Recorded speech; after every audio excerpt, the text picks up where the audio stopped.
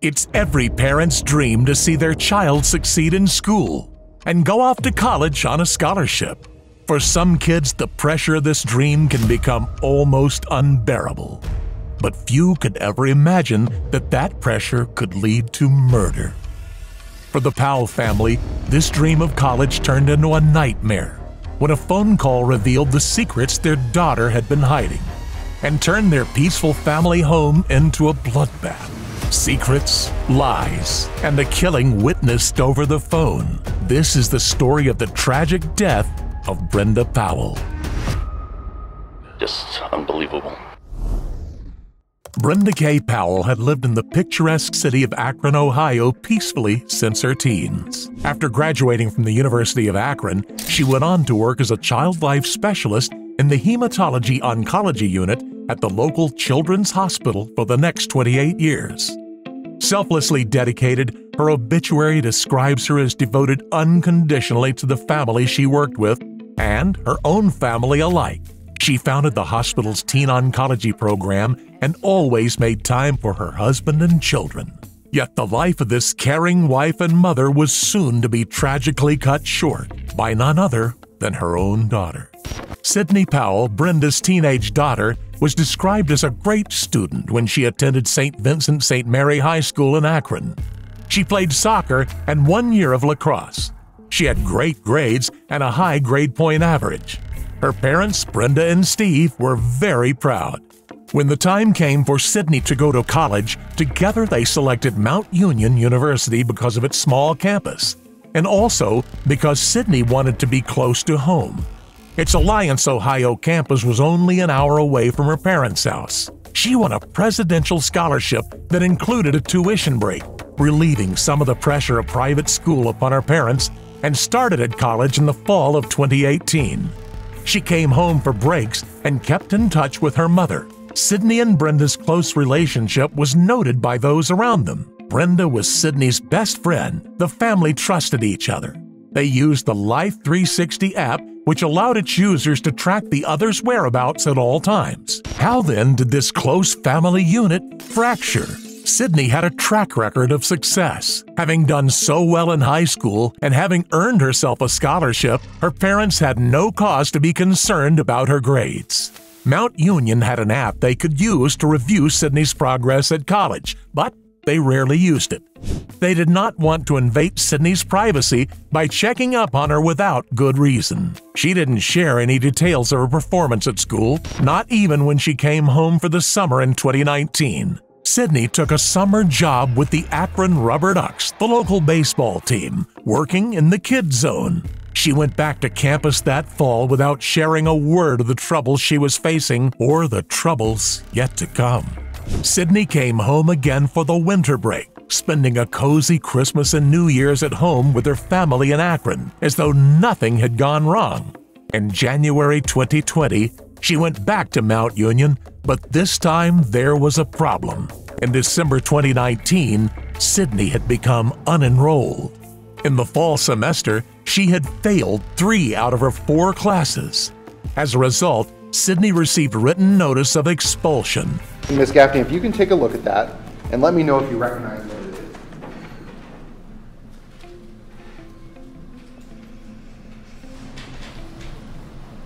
Yes. Okay, what is that document? This would be the letter indicating that Sydney was suspended. Okay, so that's a suspension letter. That's the letter that's sent to students? Yes. Okay. And that directs them on who to contact if they want to appeal or to address what's going on? Yes.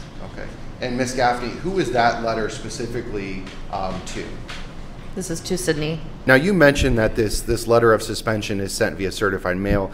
Is there a tracking system that Mount Union uses to ensure that that student has proper notice? Is there a signature? There is a signature required. Okay. Yeah. And you mentioned that once a student is suspended, they wouldn't be allowed back into the dorms. Can you explain the process of who's allowed in the dorms and who's allowed to use Mount Union's facilities as a student?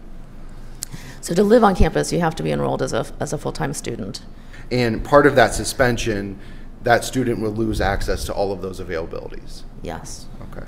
Nevertheless, She went back to Mount Union in January and continued this illusion of normalcy even with her roommate Lauren Curry, who was her best friend from high school. In late February, Sydney told Lauren that she would be moving away for a time to figure things out. In reality, Sydney had been asked to leave. In a personal meeting, college administrators had told her that she had to move out of her dorm and that her key card access would be terminated. Miss Gaffney, at some point did you yourself meet Sydney Powell? I did. Okay. And what happened? Were you able to contact Miss Powell? I was. And Okay. Sydney came over to the office. Okay, can you describe that interaction? I think when she first came in, I said, Sydney, there seems to be some confusion. It seems as though you haven't moved out of your residence hall yet, from what I can tell. But you're not enrolled this semester. You're not a student here this semester.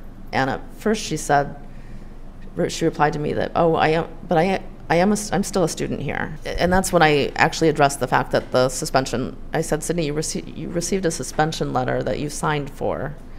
And so we spoke a little bit further, and she said, well, yes, she had, but she had been hoping to get things changed or fixed, and so she had been trying to work things out.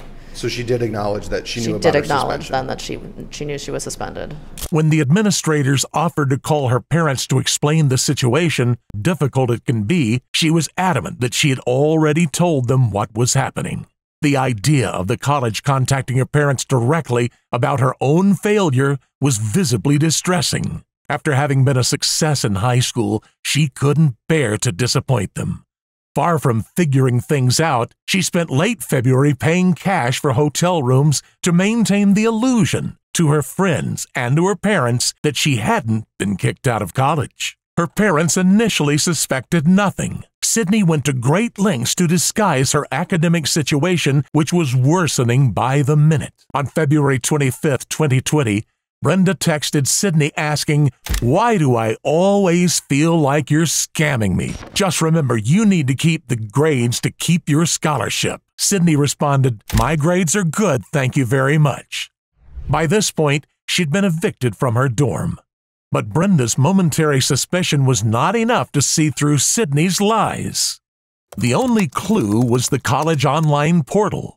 When Steve Powell, her father, tried to sign into the portal to send an additional check to cover tuition fees, it denied him access. He asked Sydney why it wouldn't let him into the portal. Do you have any information that something might be going on with Sydney and Mount Union? The only thing that I knew is when I tried to sign on to the, like their whatever app that they have on the website, it kept kicking me out. Why were you trying to get into that portal? Seeing, because the 529 plan didn't cover all the tuition for the year, so I had to make a personal check. Okay. So I had to see how much that was. Okay. And when you had difficulty logging onto that portal, what did you do? I asked Sydney what was going on about it. Okay, and what did she say? There was a mistake with Mount Union. Okay. And she'd look into it.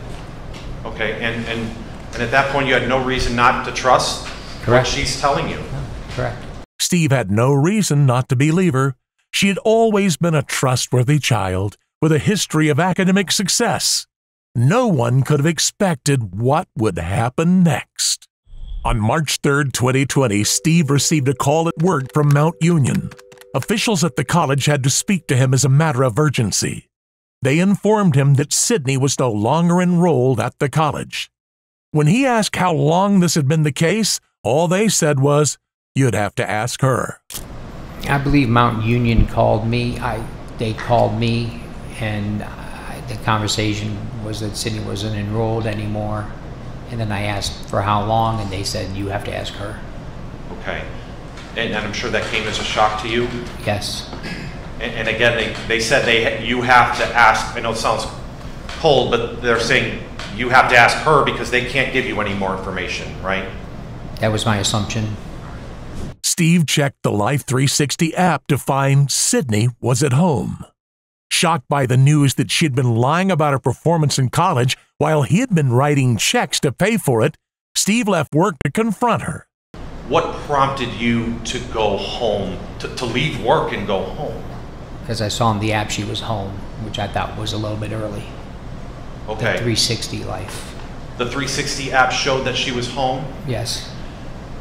If someone on that app comes home, do you get like a little buzz or notification on your phone? If it's set up, you can. Okay. So did you just happen to see that on the 360 app, or did it give you like a I notification? might have got a notification. I don't recall. Okay. So you get a notification that Sydney's at home, correct? Yes. When you see that, you go home. Correct. All right. And why did you go home? See why she was home. Okay. Did you have any concern for her at that time? Just because Mount Union said she wasn't enrolled, but no, I was just going to go home and see why she was home so early. And Okay. And did you take your phone with you when you went home? no, And why not? I just left it at work so the 360 app wouldn't show me coming home. So that she couldn't use the same app to see him coming and avoid this necessary confrontation. Arriving at around 11:30, he found her alone at home. Sydney told him that she was merely having some trouble at college, but that she was still enrolled and still attending some classes with her friend and roommate Lauren. Steve responded with understanding. He told her that they'd get through this semester and that if she needed to take the summer off, they'd work through it. So she told you she was essentially still enrolled, but just having some trouble? I don't know if she used the word trouble, but And again, I don't want to put words in your mouth. You tell me. Yeah, What did she say? She was, again, I don't remember the details, but I remember she said she was still going to some of her classes with her friend Lauren. You remember telling her that, you can't run away from your problems, you have to face them. I said we'd go through, let's get through this semester, and if you needed to take the summer off or we would work through it. I remember she said, all her friends have their shit together and she doesn't, and I told her, no, that's not true. She said she didn't. Sydney said, I don't have my shit together, but my friends do. Yeah, she didn't know what she wanted to do, it sounded like. Sure. She felt lost and afraid of disappointing her family. Unsure how to handle these emotions she'd kept hidden from him for so long, he suggested they call Brenda, who was at work at the Children's Hospital. Brenda decided to come home to talk to Sydney, and Steve made the fatal decision to leave before she got there. Brenda was an emotionally sensible and empathetic woman, more than capable of de-escalating highly emotional situations, as she had to do every day in her work with children and teenagers who had cancer. Steve couldn't be blamed for asking her to help with her daughter's sudden crisis. For the next hour, Brenda and Steve kept in touch via text messages. And at 12:41, Steve sent her the last text he would ever send her. "What did you discuss with Sydney?" Brenda would never respond. Brenda had left a phone message with the administrative office at Mount Union asking to discuss Sydney's situation. When college administrators Michelle Gaffney and John Fraser arrived at the office, they returned the call straight away. Phone records show that Brenda picked up the phone at 12:36:45. Dean Fraser was sitting at his desk, and I was sitting next to it. He dialed. The phone was answered, and Mrs. Powell answered. You say Mrs. Powell, is that Brenda who answered? Brenda answered, yes. Okay. And what did you tell Brenda at that time? So Dean Fraser was speaking and simply said, Brenda, this is Dean Fraser. I'm sitting here with Michelle Gaffney, our associate dean of students. We're returning your call, and that's about as far as we got. Did Brenda respond to that introduction at all? Yeah. Okay. Yes. What did she say? I think he asked, "Is this Brenda Powell?" Oh, okay. And she said yes, and then he identified himself. Okay. And Miss Gaffney, what happened next? There was a very large or a very loud sort of thud sound, like a pounding or a thud, accompanied by a pretty loud scream, and the scream might have actually been first, and then the thud. Okay. As I think about it, and then there was sort of an expulsion. The other sound that I heard at that same time, or right after, was sort of an expulsion of air, like the air was knocked out of somebody. Okay. I'd always heard that expression of the air being knocked, having the wind knocked out of you, but I didn't. That's actually what it sounded like. And then several more repeated thuds. I don't know how to describe the sound. No, and that's okay. And you and Mr. Frazier could hear this from the other end of the phone. From the other, it was on speakerphone, right? Okay. Yeah. Did you hear any communication during these thuds? Just the screaming, and so we were both talking into the phone, saying, what's happening? Are you okay? Do you need help? What's going on? Yeah, can you describe your mindset at this time? I very definitely felt like someone was being attacked. The call with the administrators dropped after an estimated 6 or 7 thuds and continual screaming. They called back and received no answer until the 3rd attempt, when someone picked up at 12:40:15, only 3.5 minutes after the beginning of the attack, and a minute before Steve's final text message to his wife. Frazier, shaken by what they had just heard, managed to ask, "Brenda, is that you? Are you there?" A voice responded, "Yes, this is Brenda."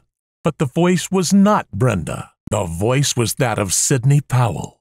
Now, Ms. Gaffney, did you recognize that voice on the line? Yeah. Okay, was that Brenda Powell? It was not Brenda. Who did you recognize that voice to be?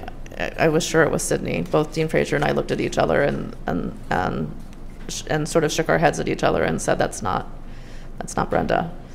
And he then said, Sydney, I think this is you. This is not Brenda. And what happened next? The phone went dead. Okay. And Ms. Gaffney, what did you do next? We called the Akron police. By that point, I had the phone number up and the address, and so we called the Akron police and indicated we felt there was some sort of situation at this house and that they needed to send someone right away. They were on the phone, and there was a lot of screaming going on, so he couldn't really say if it was like a physical fight, but just heard like a lot of yelling and screaming going on. And then he tried calling back twice, and there was no callback. In a single moment, a peaceful family home had become the scene of a crime. Impersonating her mother was not Sydney's only attempt at covering up what had happened. After the disastrous phone call, she set herself to staging the crime scene. She broke a window to make it look as though there had been a break-in, which would align with the story she would go on to tell the police, that there had been a break-in and her mother had told her to flee the house. But this scene was clearly staged. There was blood on the outside of the door near the broken window, suggesting it must have been broken only after the crime had been committed.